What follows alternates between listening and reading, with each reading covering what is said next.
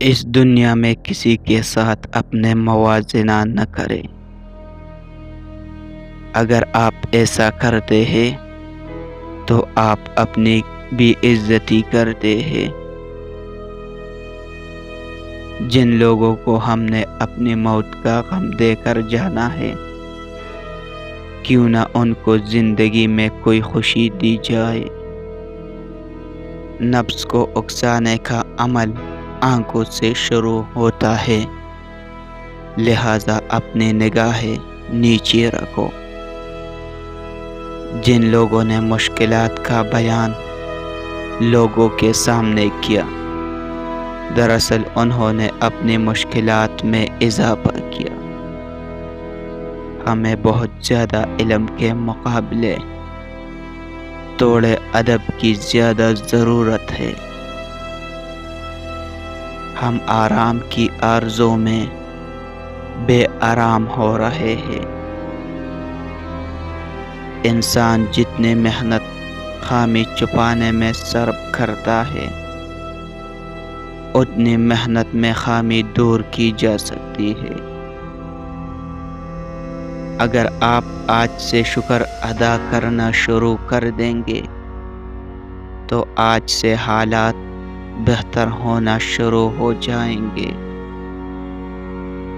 زندگی کے بہترین دور کے بارے میں لوگوں سے پوچھے تو جواب ملے گا کہ اچھا زمانہ گزر چکا ہے یا ابھی آیا ہی نہیں، حالانکہ اچھا دور وہ ہے جو گزر رہا ہے۔ اللہ کے خوف سے وہ کام اپنی زندگی سے نکال دو جو اللہ کے خوف کا سبب بنتے ہیں۔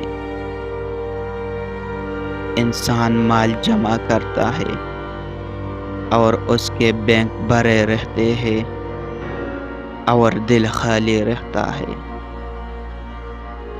جس نے بن مانگے عطا کیا، وہ مانگنے پر کیوں مایوس کرے گا۔ لوگوں سے الگ رہ کے سوچوں گے تو لوگوں سے الگ سوچ مل جائے گی۔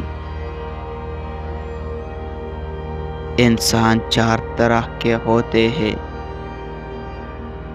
ایک شخص وہ جانتا ہے اور وہ یہ بھی جانتا ہے کہ وہ جانتا ہے، وہ عالم ہے، اس سے سیکھو۔ دوسرا شخص نہیں جانتا لیکن وہ جانتا ہے کہ وہ نہیں جانتا ہے، وہ طالب علم ہے، اسے سکھاؤ۔ تیسرا شخص جانتا ہے لیکن وہ یہ نہیں جانتا کہ وہ جانتا ہے، وہ سویا ہوا ہے، اسے جگاؤ۔ چوتھا شخص نہیں جانتا اور یہ بھی نہیں جانتا کہ وہ نہیں جانتا، وہ جاہل ہے، اس سے بچو۔ خواہشات کا ادھم مچا ہوا ہے، نصیحت کی آواز کیسے سنائی دے۔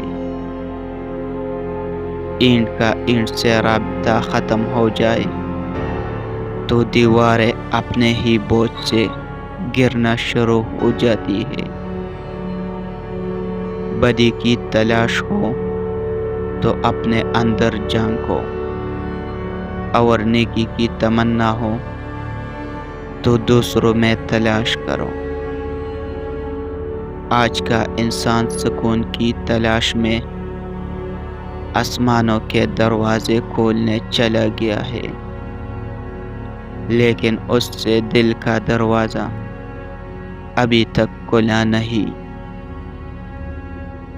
پریشانی انسان کو اس وقت ہوتی ہے جب وہ چاہتا کچھ اور ہے اور اسے ملتا کچھ اور ہے، اور جو اسے ملتا ہے اس کو پسند نہیں کرتا۔ ہم دوست چھوڑ دیتے ہیں، بحث نہیں چھوڑتے۔ ہم مباحثہ جیتنے کی تمنا میں اپنا ساتھی ہار بیٹھتے ہیں۔